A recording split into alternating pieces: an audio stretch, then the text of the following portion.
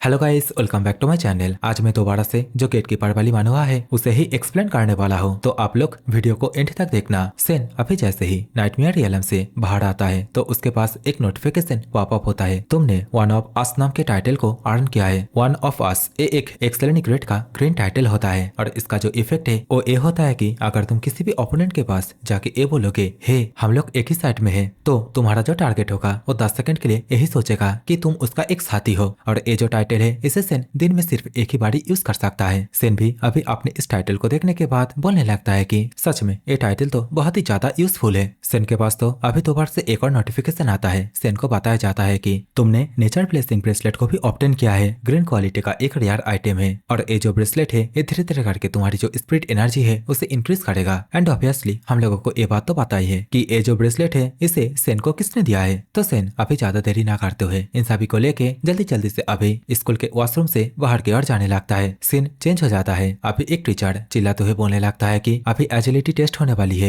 Chain Hayu, क्या तुम ready हो? So let's go. देखते ही देखते अभी हायू बहुत ही तेजी से छेद से निकलते हुए जितने भी रंग हैं उन सभी को डॉज करते हुए बहुत ही तेजी से दौड़ते हुए सामने की ओर जाने लगता है। शेन साइड से अभी बहुत ही ज्यादा चिल्लाते हुए हायू को चीयर अप कर रहा होता है। हायू भी अभी शेन को यहाँ पे देखने के बाद बहुत ही ज्यादा खुश होने लगता है और इसके साथ ही बोलने लगता है कि थैंक यू तुम्हारा चीयर अप करने के लिए, और वैसे भी ये सभी चीजें तो बच्चों का खेल है। लेकिन इसी समय दिखाया जाता है कि रंग का एक फौरा जाके हायू के चेहरे के ऊपर लगता है। मतलब हायू अभी साफ साफ डिस्क्वालीफाई हो जाता है। हाँ और करो भाई शो ऑफ। हायू बेचारा अभी रोते हुए यहाँ से जाने लगता है। टीचर अभी सेन को यहाँ पे बुला लेता है। अब सेन की एजिलिटी टेस्ट होने वाली है। देखते ही देखते सेन बहुत ही ज्यादा स्पीड के साथ इन सभी रंगों को आसानी के साथ डॉज करते हुए आगे की ओर बढ़ रहा होता है। और इन सभी चीजों को देखने के बाद आसपास के जितने भी स्टूडेंट थे वे सभी अभी सेन के बारे में ही बोलने लगते हैं कि देखो सेन का स्पीड कितना ज्यादा फास्ट है। इवन वो सभी रंग के फौरा भी सेन के स्पीड के साथ थोड़ा सा भी मैचअप नहीं कर पा रहे हैं। कोई तो अभी ये भी बोलता है कि उसका मूवमेंट देखो कितना ज्यादा चिल लग रहा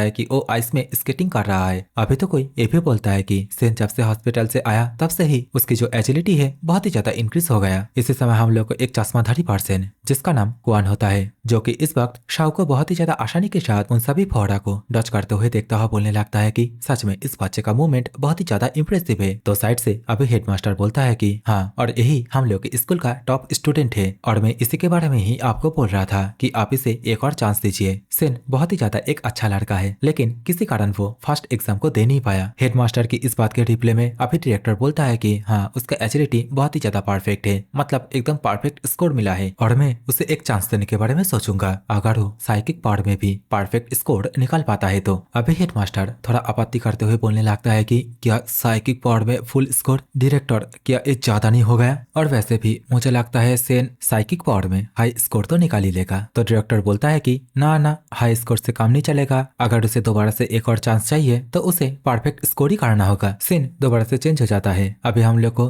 टीचर को दिखाया जाता है जो कि इस टेस्ट को ले रहा था। लिटरली अभी टीचर रोते हुए सेन से बोलने लगता है कि सेन तुमने एकदम हाई स्कोर किया है। इसी समय घंटी बाज उठती है। लंच ब्रेक का टाइम हो जाता है। सेन का दोस्त अभी सेन के पास आके बोलने लगता है कि वाह सेन तुमने तो एकदम परफेक्ट स्कोर किया है, चलो चलो हम लोग जाके कुछ स्ट्रीट फ्राई खाते हैं। तो सेन आगे से उसके दोस्त को बोलता है कि तुम पहले जाओ और अपने आप को साफ करो, और वैसे भी अभी मुझे क्लासरूम में जाना है और पढ़ाई करना है थोड़ा सा, कुछ भी नहीं पढ़ा मैंने। कुछ देर बाद क्लासरूम के अंदर अभी हम लोग को शेन को दिखाया जाता है। सेन अभी किताब के ऊपर अपने सिर को पटक के बैठा हुआ होता है और इसके साथ ही ये बोल रहा होता है कि मैथ केमिस्ट्री फिजिक्स ये तीनों ठीक ठाक ही है और मेरी पुरानी वाली दुनिया से मेल भी खाते हैं। हे भगवान आखिरकार मैं हिस्ट्री लिटरेचर इन सभी सब्जेक्टों का क्या करूं? सेन बड़े बड़े अभी इन सभी बातों को सोच रहा था। इसी समय वही तागड़ा लौंडा सानमिंग यहाँ पे आ जाता है और देखते ही देखते बहुत ही जोरदार एक किक के साथ सेन के टेबल को पटक देता है। तो यहाँ पे सानमिंग को देखने के बाद शेन अभी सानमिंग से पूछने लगता है कि क्या झाओ ने तुम लोग को यहाँ पे भेजा? तो सानमिंग बोलता है कि क्या झाओ? झाओ तो तुम्हारे साथ बात भी नहीं करना चाहता, आखिरकार वो मुझे यहाँ पे क्यों भेजेगा? और तुम्हें पता है जब तुम यहाँ पे नहीं थे तब मेरा स्ट्रेंथ 2 पॉइंट से बढ़ गया। तो चलो आज मैं देखता हूँ तुम्हारी एजिलिटी एंड मेरी जो स्ट्रेंथ है इन दोनों के बीच कितना ज्यादा डिफरेंस है। शानमिंग अभी ये सब कुछ बोल ही रहा था। इसी समय सेन वन ऑफ अस नाम का जो टाइटल है उसे एक्टिवेट कर लेता है और इन सभी से बोलता है कि हे ब्रदर हम सभी एक ही साइड पर है। तो देखते ही देखते सभी अभी सेन को अपना ही दोस्त मानने लगते हैं और इसके साथ ही जो सच है वो उगल देता है। और सच ये होता है कि झाओ ने ही इन लोगों को भेजा है यहाँ पे सेन को पीटने के लिए। और झाओ कौन है मुझे पता है, आप लोग भूल गए हो, तो ये लो स्क्रीन के ऊपर देख लो, यही है झाओ। तो अभी 10 सेकंड बाद जैसे ही वन ऑफ अस टाइटल की पावर हट जाता है तो फिर सभी अभी दोबारा से नॉर्मल हो जाते हैं और इसके साथ ही सेन को मारने की धमकी देने लगते हैं। लेकिन अभी सेन भी चूड़िया नहीं पहने थे और जैसा कि सेन के पास होता है एक सिस्टम, तो सेन अभी यहाँ पे थोड़ा सा चीटिंग कर देता है, सभी के साथ धोखाधड़ी कर देता है, अपने स्ट्रेंथ को 1.2 से एकदम सीधा 5.2 कर देता है। गद्दारी कर हुए सेन अभी खड़े खड़े चीटिंग कर ही रहा था। इसी समय इनमें से एक लौंडा सेन को अभी पीछे से आके लॉक कर लेता है और बोलने लगता है कि साले मैं तुझे यहाँ से भागने नहीं दूंगा। और अभी जैसे ही वो लौंडा सेन को पकड़ लेता है तो सानमिंग अभी इसी मौके का फायदा उठा के बहुत ही जोरदार एक घूंसा सेन के ऊपर मार देता है। लेकिन सेन इस अटैक को ब्लॉक करने की थोड़ी सी भी कोशिश भी नहीं करती और करेगा भी क्यों, भाई ने चीटिंग जो की है। लेकिन अभी ये जो पंच इसे मारने के बाद ही सानमिंग को बहुत ही ज्यादा दर्द होने लगता है। सानमिंग अपनी उंगलियों को देखता है जो कि पूरी तरीके से टूट चुकी थी। अभी सेन पीछे से जो लौंडा उसे पकड़ के रखा था उससे अपने आप को छुड़वाता है और इसके साथ ही उसके चेहरे पर बहुत ही जोरदार एक मुक्का मार के धोबी बाजार की तरह पटक देता है। सेन को अभी ये सब कुछ करता हुआ देखने के बाद यहाँ पे और जितने भी लौंडे आए थे सेन को पीटने के लिए वे सभी बहुत ही ज्यादा घबराने लगते हैं और बोलने लगते हैं कि उसने माबियंस के पकड़ से अपने आप को ऐसे ही छुड़वा लिया। तो साइड से एक और बोलता है कि और तो और उसने तो सानमिंग के पंच को भी हेड टू हेड फेस किया लेकिन उसे कुछ भी फर्क ही नहीं पड़ा। तो बेसिकली यहाँ पे जो माबियंस है ना, ये वही लौंडा होता है जिसने की पहले सानमिंग को पीछे से जाके लॉक कर लिया था। सेन जो कि समय बहुत ज्यादा गुस्से में था सीधा आता है सानमिंग के कॉलर को पकड़ के सानमिंग को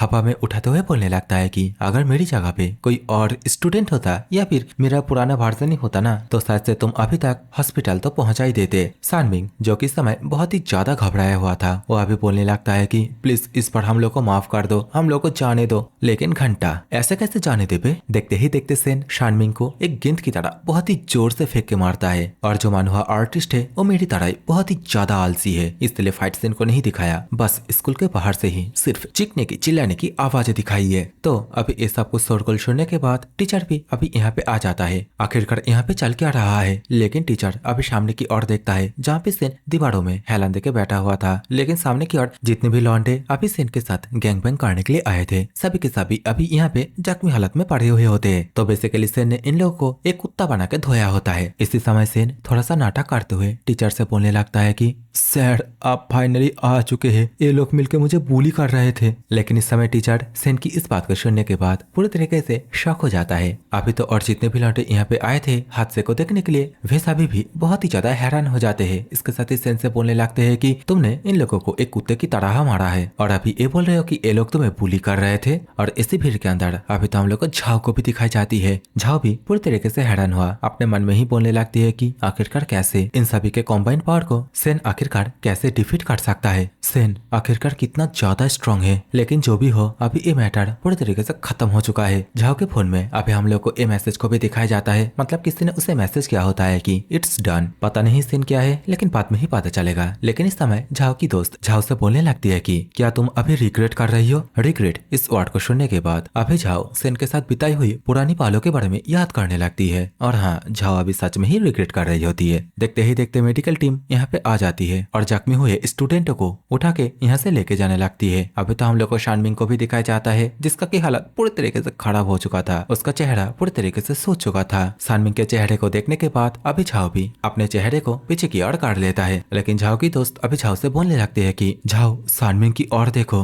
तो झाओ अभी जैसे ही शानमिंग की ओर देखता है तो झाओ अभी देखता है कि शानमिंग तो अभी सिर्फ उसके ओर ही घूर ही जा रहा है। झाओ भी अभी मानी मन बहुत ही ज्यादा डरने लगती है और इसके साथ ही अपने मानी मन यही बोलने लगती है कि तुम मेरी और इस तरीके से घूर क्यों रहे हो। क्या तुम मुझे भी अभी इन सभी चीजों में घसीटना चाहते हो। तुम मेरी और इस तरीके से देखना बंद करो। अभी तो झाओ और भी ज्यादा पैनिक होने लगती है जब वो देखती है कि शानमिंग वो तो अभी कुछ बोलने की कोशिश कर रहा है। एंड हाँ, जिसका डर था वो ये हो जाता है। शानमिंग अभी झाओ के नाम को पुकारता है। तो इस समय यहाँ पे जितने भी स्टूडेंट थे वे सभी घुड़ घुड़ के झाओ के और ही देखने लगते है। झाओ बेचारा भी अभी पूरी तरीके से परेशान हो जाती है। लेकिन लड़की है भाई, रो देगी तो मामला सुलझ जाएगी। तो इस समय समय सनमिंग रोते हुए अभी यहाँ से दौड़ के जाने लगती है और बोलने लगती है कि सनमिंग, सेन ने तुम्हारे साथ ये सब कुछ किया, रुको मैं कॉप्स को कॉल करके बुलाती हूँ। झाओ की इस बात को सुनने के बाद और झाओ को पुलिस स्टेशन कॉल करते हुए देखने के बाद टीचर अभी बहुत ही ज्यादा परेशान होने लगता है। लेकिन इस समय सेन उसे घंटा भी कुछ फर्क नहीं पड़ता। सेन तो अभी अपने मन में ही यही बोलने लगता है कि झाओ, सच में तुम एक बहुत ही खतरनाक नागिन हो। सिचुएशन के हिसाब से किस तरीके से रूप बदला जाता है वो तुम अच्छी तरीके से जानती हो। टीचर अभी यहाँ पे जितने भी और स्टूडेंट थे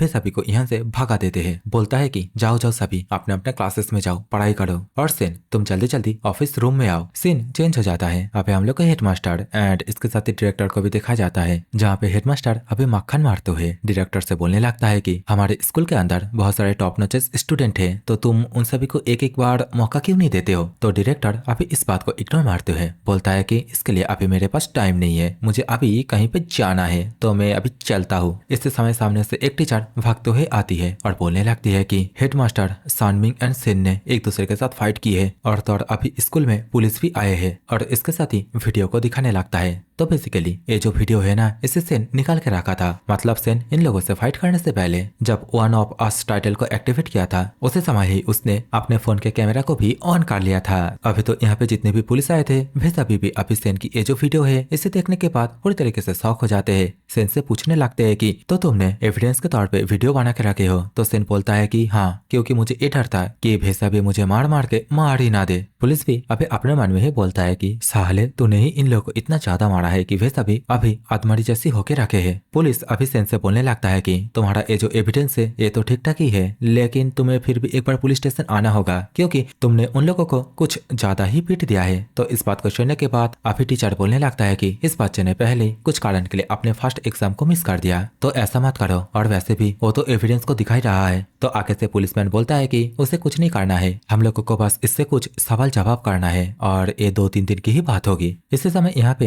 हेडमास्टर एंड डायरेक्टर भी आ जाता है। डायरेक्टर जो कि समय सीधा सेन के पास जाता है, सेन को अपना जो बिजनेस कार्ड है वो दे देता है और इसके साथ ही सेन से पूछने लगता है कि मैंने तुम्हारे वीडियो को देखा है, तो फाइट करने के दौरान तुमने अपने आप को होल्ड बैक करके रखे थे ना। सेन आगे से बोलता है कि हाँ, क्योंकि मैं ये नहीं चाहता कि मेरी वजह से कोई मारा जाए। और डायरेक्टर ने अभी सेन को जो कार्ड दिया होता है वो एक मार्शल आर्ट ग्रुप के बारे में होता है। सेन अभी तो डायरेक्टर की ओर देखते हुए अपने मन में ही बोलने लगता है कि मेरे सामने ये जो पर्सन खड़ा है, मैं अपने स्टेटस विंडो को निचोड़ के मेरे स्ट्रेंथ को कितना ही ज्यादा पावरफुल क्यों ना कर लूं, मैं फिर भी इस पर्सन के एक बाल को भी तोड़ नहीं पाऊंगा। डायरेक्टर अभी आगे से सेन से पूछने लगता है कि हमारा जो एआई सिस्टम है उसके हिसाब से तुम्हारी जो स्ट्रेंथ है वो 4.2 के आसपास है, लेकिन मुझे लगता है कि तुम्हारी जो स्ट्रेंथ है वो इससे भी ज्यादा है, क्या तुम मुझे इसके बारे में बता सकते हो। तो सेन आगे से बोलता है कि मेरा जो स्ट्रेंथ है वो 5 पॉइंट है। टीचर भी अभी इस बात को सुनने के बाद पूरी तरीके से हैरान हो जाते हैं। डायरेक्टर बोलने लगता है कि इनक्रेडिबल, बहुत ही ज्यादा इनक्रेडिबल है। तो आगे से सेन पूछने लगता है कि क्या 5 पॉइंट स्ट्रेंथ, क्या ये कुछ ज्यादा ही है।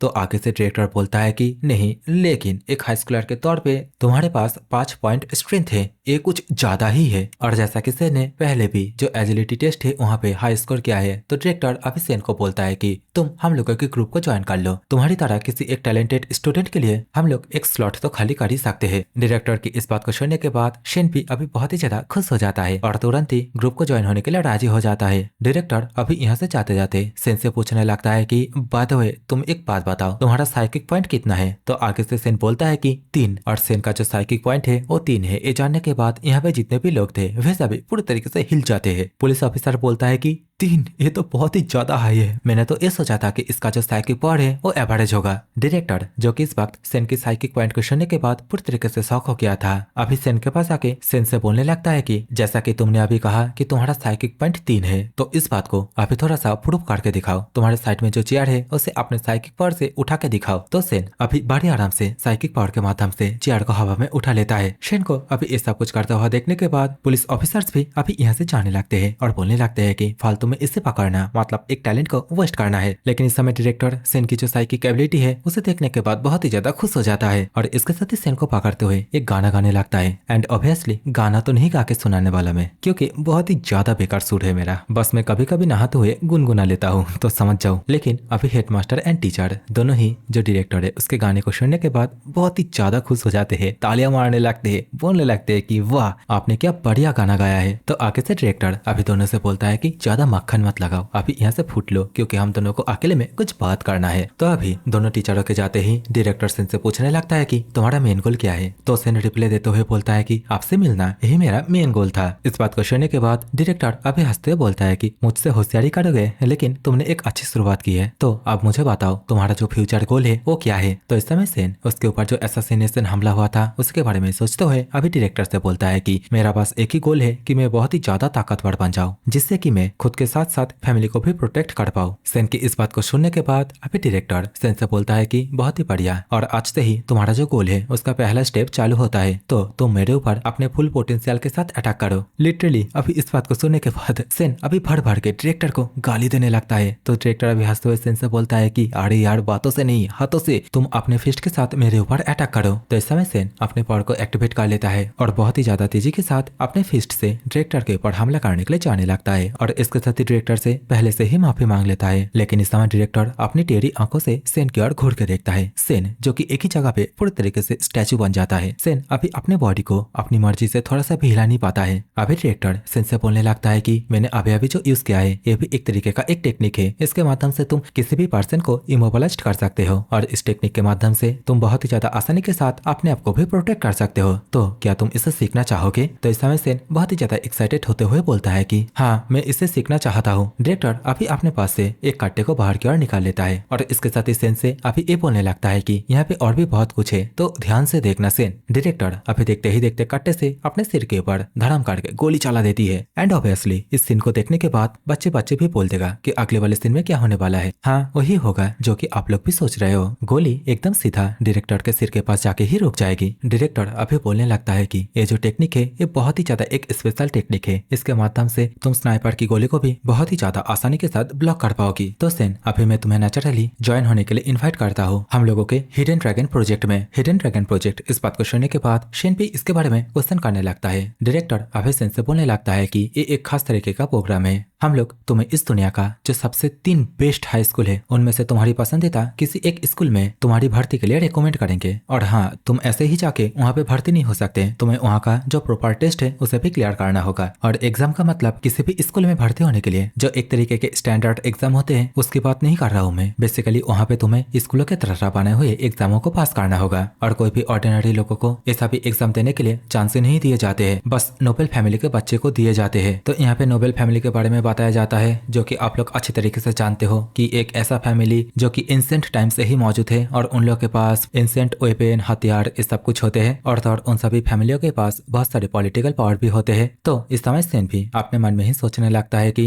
इसका मतलब यही है कि मेरा जो ग्रैंडफादर है वो भी एक नोबेल फैमिली से बिलोंग करता है। डायरेक्टर अभी सेन को ये जो हिडन ड्रैगन प्रोजेक्ट है इसके बारे में थोड़ा डिटेल्स में बताता है कि ये जो प्रोजेक्ट है यहाँ पे हम लोग आम पब्लिक के अंदर जितने भी टैलेंटेड बच्चे होते हैं उन सभी को ढूंढते हैं। हम लोग तुम्हें मोस्ट प्रेस्टिजियस एकेडमी के अंदर एंट्री करने में हेल्प करेंगे, और तो और ये भी गारंटी देंगे अगर तुम एंट्रेंस एग्जाम में फेल भी हो जाते हो तब भी तुम्हें एक टॉप टायर हाई स्कूल के अंदर एक स्पॉट देंगे। और जैसा कि अभी सेन को सोने के बदले में खादा नहीं मिल रहा है, तो इस समय सेन इस प्रपोजल को जल्दी जल्दी से एक्सेप्ट कर लेता है। डायरेक्टर अभी अपने पास से एक टैब को बाहर की ओर निकाल लेता है। टैब को अभी सेन की ओर करते हुए सेन से बोलने लगता है कि तो जल्दी से ये जो डॉक्यूमेंट है इसके पास साइन कर दो, और हाँ, अपना फिंगरप्रिंट भी डाल देना। एंड सेन अभी बिना किसी देरी किए सब कुछ फुलफिल कर देता है। डायरेक्टर अभी सेन से बोलने लगता है कि जैसा कि तुम एक माइनर हो तो मुझे तुम्हारे पेरेंट्स से भी सिग्नेचरों को लेना होगा। तो सेन अभी डायरेक्टर से बोलता है कि मेरी मम्मी पापा अभी घर पर ही है। देखते ही देखते डायरेक्टर अभी टाटा बाय बाय करते हुए कमरे से बाहर जाता है, और देखते ही देखते पलक झपकते ही यहाँ से गायब हो जाता है। और इस चीज को देखने के बाद